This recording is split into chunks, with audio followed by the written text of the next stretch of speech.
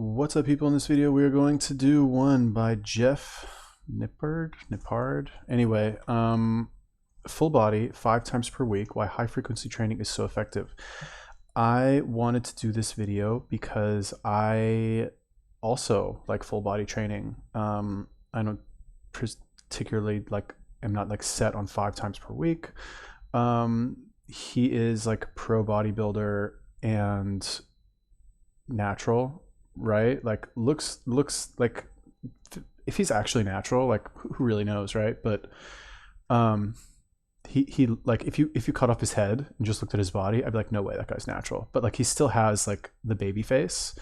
Doesn't have like a roid face, you know what I mean? So I don't know. I think he is. That's my like official stance on Jeff, is that he's natural. Whatever. Anyway, seems like he knows his stuff basically. And I watched like the first 10 seconds of this. He's only doing full body. He's only been doing this for the past 6 months.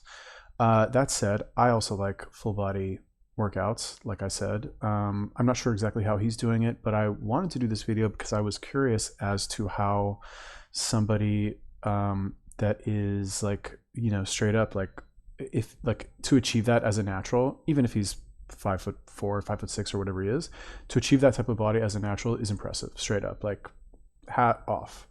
So I'm kind of curious as to what his opinion on full body workouts are and how exactly he does them. So introduction over, let's do it. Full body 5 days a week. This is the training split I've been running for the last 6 months, and I think it's great. Now, when I explain this setup to your average gym bro, they tend to look at me like I've got 10 heads. Sometimes they'll suggest that body part splits make more sense, where you just destroy 1 or 2 muscles a day and then give them a full week of rest to let the muscles grow. And while this clearly can work, I think there are much better options out there. One option would be the push-pull leg split, where you're at least hitting each muscle twice a week, something highlighted in the scientific literature as being better for muscle.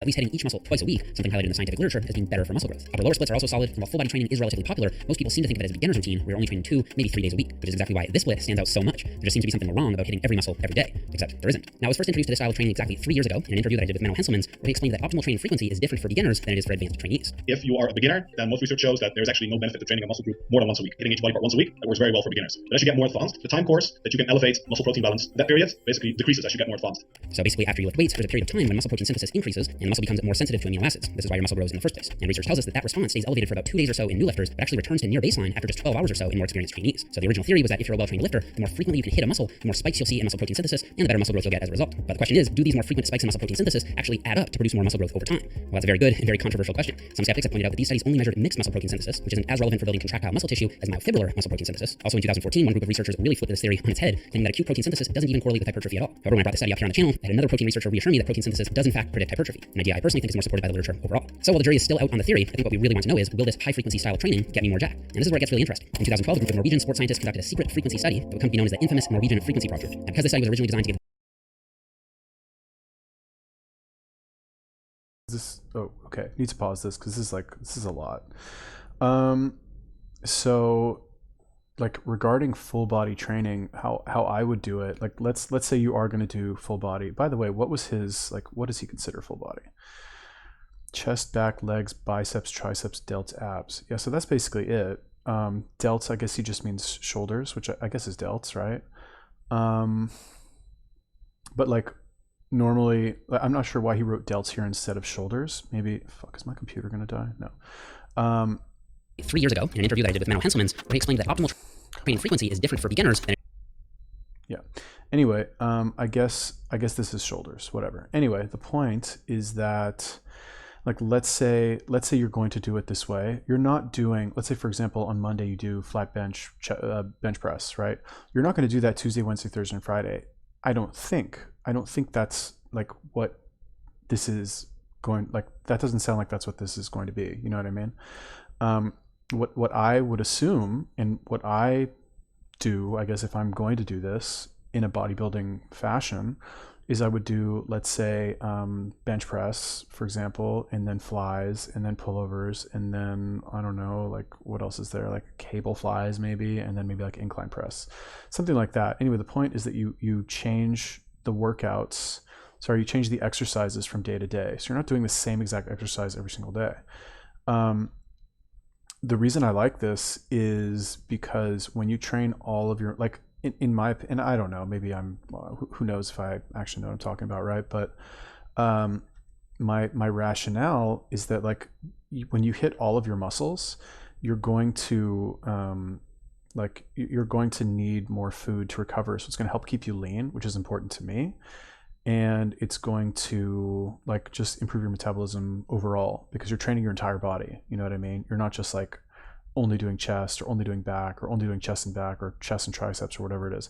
I've done splits like that when I first started out. Like everybody starts out doing those splits where you do like, okay, chest and triceps day, back and biceps. And then like you get so bored, you're like, okay, I'm going to really mix it up. I'm going to do chest and biceps. You know what I mean? Nothing wrong with that, right? Like if you want to be a bodybuilder, go ahead. If you want your style of training to be like that, go for it. There's definitely some benefits to that as well. Like appetite, like through the roof when you really hit those two muscle groups really hard. Especially if you do like supersets or compound sets or something like that. But I guess actually now that I think about it, the reason why I don't do that so much is because my schedule is kind of unpredictable. And for me to like when you can only do 2 body parts per workout, you have to make sure you have a full week to do everything. You know what I mean? And my schedule changes a lot. I don't always have access to a gym, so it just doesn't really work out. Plus, like I don't like keeping track of like, oh, I did this exercise this time, I did that exercise that time. Like now I have to do this. Like I don't like doing that. I just want it to be more like well-rounded without me having to think about it because I like to simplify things. Not saying this is bad or he's wrong or dumb or anything like that. It's just, you know, he's a pro, so like he has incentive to like put more thought into it.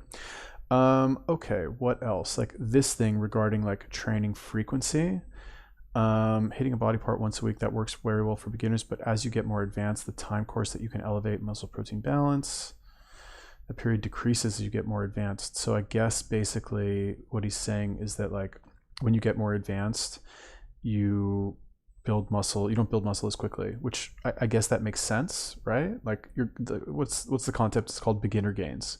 When you first start lifting, so you're doing bodybuilding, you're going to make considerable gains in the first 3 months, let's say, if you're doing it like seriously, like with a good routine, 3 to 6 months, let's say, and then after that, it's going to kind of taper off, right? You'll still make gains and improvements, but they'll be more subtle and maybe less easy to detect unless you are experienced and you can kind of tell the difference between the nuances there. But you do make most of your gains like in the first, or you make a considerable amount in the first couple months. All this stuff about like different types of muscle protein synthesis, like honestly, like I don't, this is just kind of over my head. Like I don't want to think about it this much. Like if I have to think about like what workouts I'm going to do and like how to time it and what to do, and there's like all this discussion about it, like I'd rather just go and do like 100 burpees and fucking be done with it. Because I know that's going to like give me a really good workout, or go do sprints, like Tabata sprints, and just be completely gassed by the time I'm done with that, and know that I've done something good for my body that is going to improve my body composition also, and not have to like, you know, micromanage all of these like different exercises and ways of training that may or may not even actually be true. Again, nothing against him. I'm kind of curious as to what this like Norwegian like high frequency training is. So let's take a look-a-reno.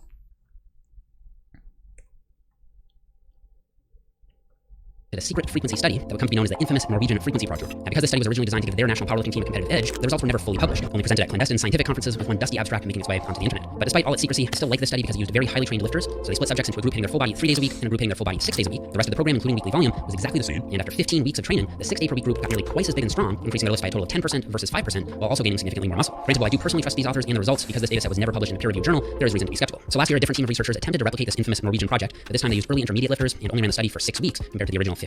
So perhaps it's not surprising that they didn't find much of anything, similar strength and size gains between the 3-day per week and 6-day per week program. But at worst, I think this study shows us that both frequencies can be effective, and does lend support to the idea that the benefits of higher frequencies are likely seen with more experienced lifters than less experienced lifters. Still, an important point to consider with all this research is that weekly volumes are always equated between groups, whereas in the real world, they probably wouldn't be. Higher frequencies tend to lead to higher volumes. This has led many experts in the field to argue that these studies don't even account for the single greatest benefit of higher frequency training, being able to accumulate more high quality volume. And I think that's a good point. When I was in Australia training with Eric Helms, he explained to me that the main benefit of high frequency full body training is simply being able to spread out your weekly volume to help increase the quality of each set. Well, the first question is, you're going to ask me why do I choose strength? Why? That's right. So I guess I think for the most part, the benefit is that it's a way to manipulate volume spread. If I did like we did today, leg press calf raise, and then have a body, I have way more energy and I can distribute the same amount of volume with less fatigue over the week, right? Doing 4 more body sessions. It's more about volume and fatigue management. And this is how I've come to think about training splits in general. How well Okay, before he gets into that, so a couple things that are important here, right? Like the Norwegian Olympic team that's what it was, right? Norwegian powerlifting team. I think he said Olympic, right? I don't know. Who knows if these guys are like on something, but like Olympic athletes, come on, they're on the sauce, right? Like, are they not? What? Come on. I don't know. I think they are. So that right there is going to skew your results because, you know, when you're on something, you can train harder than if you're not, like bottom line, period, end of story. However, and also like regarding powerlifting routines, I did powerlifting briefly. Any like pro powerlifters, feel free to correct me. But when I was doing it, and I was running Nandrolone at the time, and you know D-ball sometimes. And when I was doing it, I had amazing workouts, and I would crush it, right? I would do like, and I did it just based like on what I thought would work. Like I didn't have a powerlifting coach. Like honestly, I don't even think I really did that much research. I would just do like the big lifts with like some ancillary lifts for the other parts of my body. Very low rep range. Like I would, the most reps that I would do other than my warm-up set would be like 5, and I would work my way towards my 1 rep max in every exercise, in every workout, right? So for example, I was doing like, let's say bench press, right? Although I didn't do much bench press, I just did the dumbbell press because I was training at this gym, didn't always have access to like the bench press, whatever. Dumbbell press, right? I would start at 5 after my warm-ups, whatever. I would pick a weight that was heavy enough for me to do 5 reps, and I would work all the way down to my 1 rep max, so that by the end of the workout, I was doing my whatever the strongest that I could do of 1 rep of the dumbbell press. I did that, you know, whatever, all the exercises that I did. And I noticed that like even when I was running like, you know, artificial hormones, not that much, by the way, I was doing like maybe 10 milligrams of D-ball before a workout, and I think I did like 175 milligrams of Nandrolone per week, which is low, right? I have a very sensitive system. I react very well to any sort of substances, and so I didn't want to do more than that. Like I can only imagine like what would have happened if I run more. Like it would be crazy. Anyway, the point is that on my days off, I had no desire to go to the gym. I was done. Like I needed to rest, right? Like, and from what I understand, powerlifting is very taxing on your body. You know, you can't do high, and I guess it was pretty high volume. But anyway, the point is that they split the volume up over 3 to 6 workouts. I never actually did that. I guess that would be the equivalent of me, because I was doing, you know, chest and back, and then I was doing basically like press and rows and deadlifts and pull-ups, right? And squats and dips, right? That was like my cobbled together like powerlifting routine. I was doing that 3 times. Well, I was doing like one of those once a week basically, and I was growing quite a bit. Like who knows how much of that was from the routine. It was a great routine actually. Kind of want to do it again, but I just don't have a stable life. Anyway, the point is that like I'm wondering what they're not mentioning in this. First of all, it was only one study. Second of all, like arguable that these guys were on something. However, like he said, the training volume was split over 6 days. So I wonder what would be more effective in non-powerlifting. You know, when I'm not doing powerlifting, I have experimented with training like super hard and taking a day off in between training. It does allow me to train much harder, I would say overall. Like there's advantages and disadvantages. If we're only going for muscle growth, although I guess he did say that the results at the end of it is that they got 10% bigger and stronger. So to be fair, I haven't actually measured this, but like one of the benefits of training less frequently but more intensely is that it kind of unlocks the possibility in your mind of training that intensely, right? So let's say you train 3 times a week, but super intense, super high volume, and you just like crush your workouts every time, 3-4 hours, let's just say, and you do that for 6 months, you condition yourself to training that hard. And then when you, let's say, pick up a when you go back to doing a higher frequency routine, you've unlocked this possibility in your mind. You're like, well, unconsciously, of course, thinking to yourself, you know, I used to train for 4 hours a day. So now like, it's not really enough for me to do my 1 hour workout 6 days a week. Now I'm going to push myself a little bit harder just because you have that like reference experience of pushing yourself much harder. I guess the simple rationale of like giving, you know, training harder each set, like each rep is more effective when you are training, like when you're training your body parts more frequently. I guess you could say that. I guess I don't know if that's true. Maybe I misunderstood, but again, just from my own experience, when I train less frequently, because I have that day of rest in between, I come back to my workout like fresh. Whereas if I'm training 6 days a week, like, yeah, I might give it like 100% on days 1, 2, and 3, but really on like day 3, like day 1, I'm good. Day 2, maybe a little bit less because I push so hard on day 1 because I train when I'm fresh. I also don't do like a regimented routine, so maybe I get carried away in the beginning. Okay, so anyway, bottom line, I have no idea what I'm talking about. Reach optimal volumes at an appropriate intensity while allowing for recovery. So let's start with volume. So there's general scientific consensus at this point that 10 to 20 working sets is a good weekly volume range for most muscles, but it's not enough to determine how much volume you're doing per week. You also need to consider how much volume you're doing per workout, as new data suggests that there's a per workout ceiling for volume, somewhere around 5 to 10 sets per muscle. This means that after you've done 5 sets or so for any given muscle in a single workout, any extra work that you do risks falling into the wasted sets or junk volume category as far as hypertrophy goes. So splitting up your volume across more workouts throughout the week reduces the likelihood of doing any so-called wasted sets, and you can make sure that they all count. And this is one advantage of doing high frequency training. So what about intensity? Well, I think full body training has an advantage here as well. And this is something I definitely didn't expect when I first started this split, because I thought that hitting the same muscle on consecutive training days would just sort of tire me out as the week went on. But I've actually found the opposite, because I'm normally only hitting one exercise per muscle. I can really give that exercise my full focus and attention. And because the volume per workout is so low compared to other splits I've run, I find I'm able to recover from it so much faster as well. For example, on day 3 of my new program for lower body, all I have to do is hit 3 sets of leg press and 4 sets of calves. So I find I'm able to execute those leg presses so much better than if they came after, say, squats and lunges on a leg day. And honestly, never having to do a full leg day on this split has been great. Historically, I always feel so fatigued by the time I got to the 3rd or 4th exercise that no matter how determined I was, my performance would just start to take a hit at some point as the workout droned on. And you can contrast this with full body training, where you're normally only hitting one exercise for legs on any given day. So what about recovery? This is the thing that most people seem to have the most. Man, he covers so much in his videos. He's actually pretty good. I made another video about Jeff like when I was in Israel a couple months ago, and I was hungover when I made the video, and I was just like not. It was a bad video. Like, you've seen some of my videos. Sometimes I'm hungover. Sometimes I'm just tired and I don't make any sense, but I upload it anyway because I think this is a little whatever side note. I think there's value in uploading even when you don't think it's perfect. Maybe I take that too far, and I should like make sure they're actually good before uploading them. But Greg Doucette left a comment on that video. He was like, basically like, bro, you have no idea what you're talking about. Like, Jeff knows his stuff. So, you know, stick to doing videos about his girlfriend. And I was like, oh, fuck, you know, like, he's not wrong. So anyway, I took the video down, bottom line. And it's another reason I wanted to do this, one about him, because I've heard that from a lot of people, actually, not just Greg Doucette, that like, he actually knows his stuff. And again, like I said, he looks natural, you know what I mean? So natural bodybuilding is an achievement, you know, when you actually get results, I guess. Anyway, so what did he even say about this? Like, he's only doing 1 set per body part. Okay, so that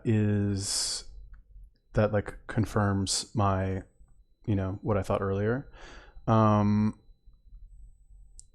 Yeah, I guess, but who knows? Like, I'm just thinking in my head, right? Like, when I've done a traditional like split, okay, let's say I'm doing chest and triceps, right?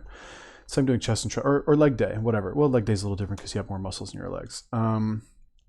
Let's say chest and triceps, right?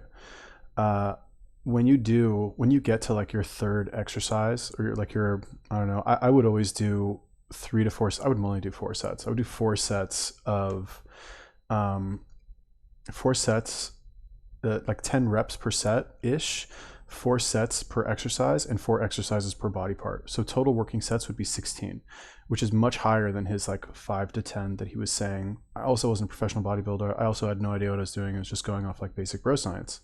And like he said, I was also kind of dead by the time I hit my 3rd exercise, despite the fact that I tried to like do exercises that would hit different parts, that would like put leverage on different parts of my body to like hit the muscle differently.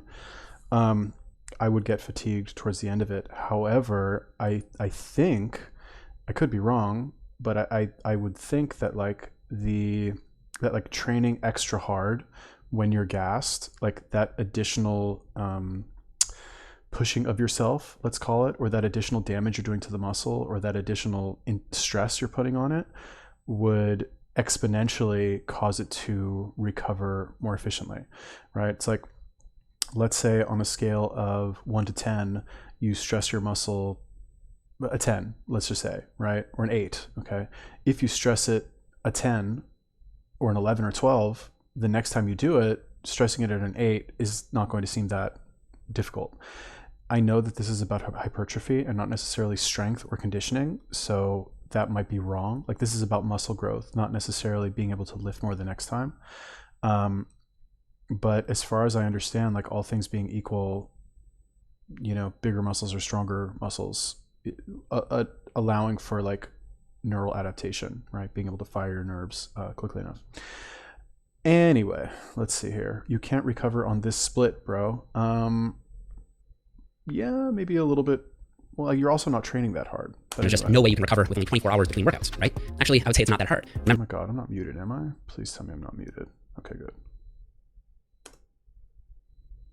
When I say we're hitting chest every day, I'm not saying that we're hitting a full Monday chest day every day. That would definitely be overtraining. Instead, you can think of it like taking a typical Monday chest workout and just splitting it up across 4 or 5 days of the week. Also, by the second or third week, a phenomenon known as the repeated bout effect will kick in, where your body adapts to a new stimulus and learns to recover faster than you ever have before. As a result, you'll likely never feel sore after training, which is actually a good thing, as soreness simply impedes performance. So a high-frequency split should actually improve your body's ability to recover, not impair it. This is, of course, assuming you don't overdo it with either volume or intensity in the individual workouts, especially early on. So while all of this certainly seems like a home run for high-frequency training, there are a few potential concerns to be aware of. First, because there isn't as much time for recovery between sessions, it is very important that you stop a bit shorter of failure for the first few weeks, generally being more in the 7 to 8 RPE zone rather than the usual 8 to 9. Then as the repeated bout effect kicks in and your body adapts, you can start to train closer to failure again. You may also need to train some muscles while still sore for the first week or two, which can be annoying, but granted this is common on any new training routine. It still does highlight the importance of doing a full and complete warm-up before training. Of course, after the first week or two, this soreness concern should totally go away as well. So is full body 5 days a week the best training split? So just let me just like comment on that.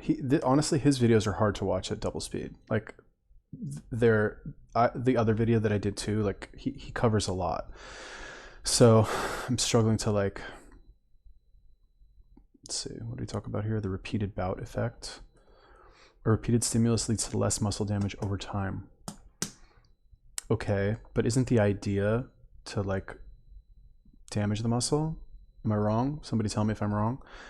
Isn't that how you like grow bigger muscles, is by like damaging them so they repair like even bigger than before? Am I right? Right? That seems right, doesn't it? To be fair, like I've noticed much less soreness when I'm consistently working out my entire body several times per week. However, if I switch to, let's say, a split, chest and triceps, whatever, and I do 16 exercises per body part on a single day, I'm going to be sore. I'm going to be very sore. Like I'm going to notice some soreness because I'm just used to doing the full body workouts. I'm used to doing much less volume. So if I all of a sudden switch to higher volume, like for example, on it, you saw what he did. Like where was it? I don't know. It was like here, right? So he splits his chest workout, 4 exercises. He just does 1 per day, right? So if you go from doing 4 working sets for 1 exercise, which is what, like, let's say I would do on a full body routine, and you go back to a split, you know, you do like this all in one day, you're going to be very sore. Will you get less sore as time goes on? I think so. That's as far as I recall, that was my experience as well. I haven't done like bodybuilding splits like this in a while. But I seem to remember that like as you continue to train, you just don't get sore anymore. You know what I mean? Like even legs, for example, you just stop getting sore. So I think, and I could be wrong, but I think this has more to do with like adapting to whatever style of training you're actually doing, and not that training high frequency full body is just going to make you less sore.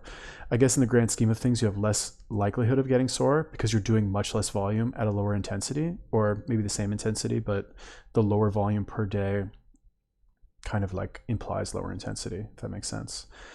What else did he say here? Concern 1, because there isn't much time for recovery between workouts, stop shorter of failure. Okay, fair enough. That makes sense. Yeah, honestly, like I remember reading about this in CrossFit where they said like the hardest thing for us to convince athletes to do is to train less, right? Because you have a lot of CrossFit workouts, they'll have something called AMRAP, which stands for as many rounds as possible in a certain amount of time. So at least on the CrossFit website, right, it's 3 days on, 1 day off most of the time, like 3 days of exercising, 1 day of a rest, like active rest, whatever. But sometimes your workout will only be like 8 minutes, you know, and you won't, not that you won't feel like you exercised, but like you're like, that's it, like that's all I'm supposed to do. Yet, you know, if you follow the CrossFit program, like arguably like I won't say the best gains, but like my body changes when I do CrossFit, like straight up. Like I get bigger, I get stronger, I get faster, you know, I get like abs without actually like doing any ab exercises at all. All my lifts go up, and I'm kind of scared to do the workouts sometimes. But anyway, stopping short of failure. Okay, so I guess that's not wrong. Just because it's hard to do doesn't mean it's wrong. Whoops. What was the other concern? There's another one, right? Here we go. Concern 2. You may need to train some muscles while still sore during the first week or two. Like, I guess maybe if you're used to doing splits, maybe. I don't know.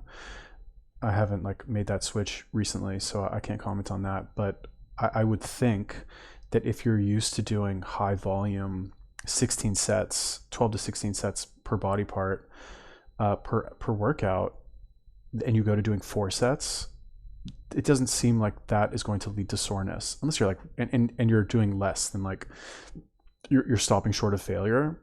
I don't know. Who knows? He seems to like know what he's talking about, so maybe it's from personal experience. Is full body 5 times a week the best training split? Let's watch this, and then I just want to... The best training split, I would say for me at the moment, yeah, I think it is. After years of running push-pull leg splits and upper lower splits, I think this routine is giving me exactly the motivation I need for continued progress. Still, I wouldn't necessarily put it on a pedestal and say it's the best in all contexts. And if you're interested in a full summary of how I think it stacks up against other splits, you can pause the screen here. Push-pull legs. This is a solid bread and butter split for bodybuilding. It has you in the gym 6 days a week, hitting each muscle twice per week. While there's plenty of time for recovery between workouts, some of the individual sessions may be more fatiguing as you will be performing more per session volume per body part. I'm sure I will eventually rotate back to this split again. Push-pull legs. So 1 push day, 1 pull day, and 1 leg day. I guess that is true. You will be doing more volume. That is a lot of volume, actually. Upper lower. This routine can be run as ULR, ULRR. So upper lower. What is R? Oh, rest. Upper lower rest, upper lower rest rest. That's 4 times per week. Split or a UL, UL, ULR. So 6 times per week. As a beginner, the 4 times setup is best. As you get more advanced and require more volume for progress, the 6x setup may be more appropriate to avoid painfully long workouts. This is an amazing split for beginners, intermediates, and advanced lifters. The only downside, in my opinion, is doing 3 leg days a week can be pretty fatiguing on a 6x split. Agreed. Upper lowers is cool. In my opinion, like upper lowers is pretty challenging because like lower, well, actually I think this is probably the hardest, like push pull legs, because this is like the only, seems to be the only, well, I guess lower body implies like legs, but like is legs different than lower? I don't think so, right? Like legs is lower, is it not? Like upper body, lower body, push pull legs, legs and lower body is the same. Am I wrong? Tell me I'm wrong. But yeah, I feel like this is the hardest because this is the hardest if you do it 6 times in a week, because you have like a lot of volume and you have leg day twice a week. That's a lot.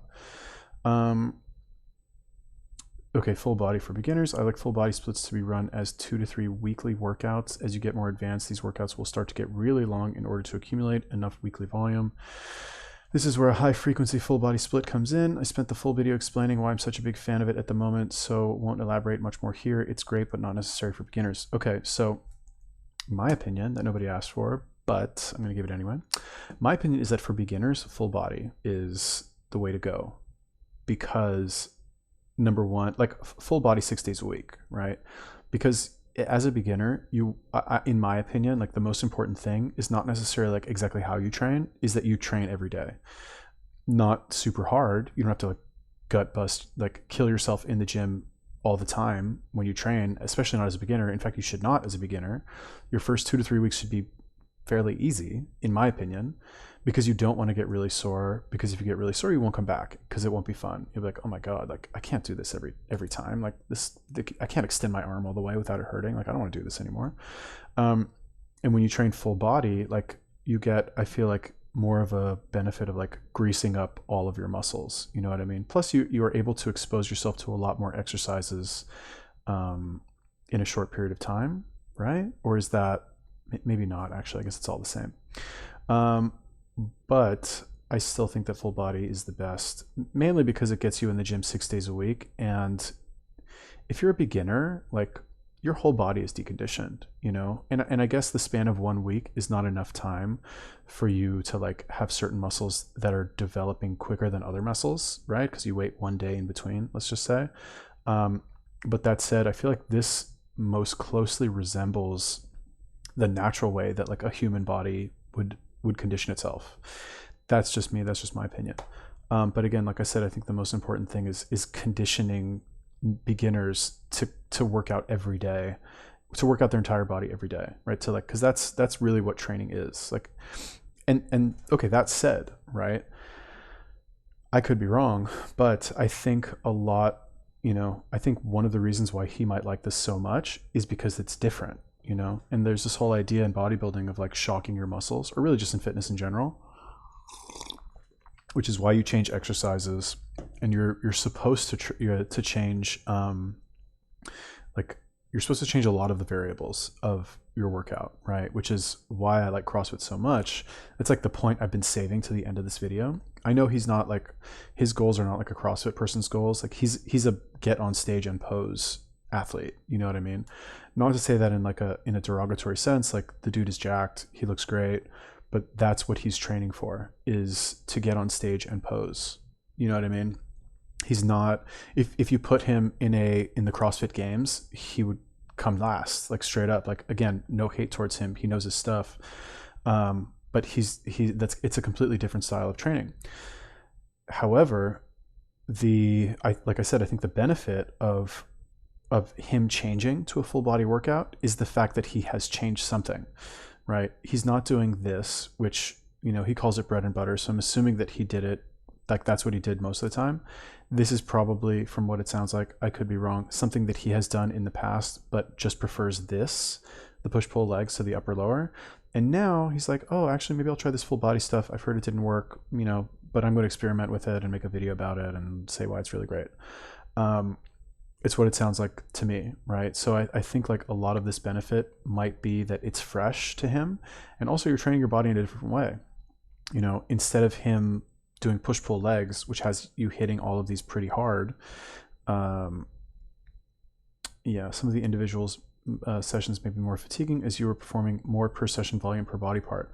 So I think what the issue is really is that like he's doing less volume per workout, right? Or is it the same amount of volume? I'm not really sure. But anyway, I'll talk about CrossFit after this here and see what might be best for you at the moment. And if you guys would like to give this style of training a shot, I did just launch my new intermediate to advanced high frequency full body program over on jeffnippard.com, which was a complete 10-week program around the principles discussed in this video. Now, if you've only been in the gym for a year or two, I recommend starting with my fundamentals hypertrophy program instead, which also has a full body routine included, but only has you in the gym 3 days a week instead of 5. So the program includes 3 training phases. Block 1 is more focused on getting adapted to the high frequency training and allowing the repeated bout effect to kick in. Block 2 ramps up intensity and volume for a massive hypertrophic stimulus before leading into week 9, which is a full deload, and then you get to go crazy in week 10 where you perform as many reps as possible on the main lifts and see what kind of gains you've made. Now, there's also a full breakdown of volume for every body part, so you can modify the numbers slightly up or slightly down depending on your specific level of advancement and what areas or body parts you want to focus on. And I'm going to be running this program myself for the next few months, so if you guys want to follow along with me, you can pick it up for just $29.99 for the week of launch, and then after that it'll go up to $39.99. So I'll put a button over here next to my head to the new program if you'd like to check it out. Don't forget to subscribe if you haven't already. I've got 5 full body science applied workouts on the way starting next week, and I'll see you guys all here in the next video. Full body. Oh my God. I wonder, again, I actually wonder, like, do people buy his program? I wonder how many of these he sells. I'm honestly curious. Because like, I guess what I really want to know is, do people actually want to spend so much time thinking about what to do in their workouts? Maybe it's just that like I just like to simplify everything in my life, and I don't want to. So I don't want to think about like I don't want to follow a program. I don't want to learn anything new. You know what I mean? I don't mind learning new things. I just don't want to have to think. I don't want to learn something that's going to require me to refer to like a document before I do it. I guess is that sounds like it's bad to say. I don't really like that I said that. But anyway, let's talk about CrossFit, because that kind of like solves many problems in my opinion about exercise. I'm not doing it currently, but I have a lot of respect for it as like a training regimen for several reasons. Number one, you just show up and do the workout. That's number one. You don't need to actually think. Like, let me give them some free publicity right now. Let's just see what the workout of the day is. I'm not really sure. Okay, so every day CrossFit will post a new workout. And today it is 3 rounds for time, 800. Was that not it? Yeah. 800 meter run and 10 strict bar muscle ups. These are fucking hard. Muscle ups, by the way, is this actually. You do a pull up and then you push yourself up. Strict means no, like, don't use your momentum. Like, don't swing your legs and fucking get up here, right? Which is how I do them because I'm not strong enough to do them like this. So number one, every day, like let's take a look at some of the other workouts, right? There should be like an arrow where you can like go to the next. Oh, okay. So you just scroll down. So this is Wednesday, was this 800 meter run and 10 muscle ups, right?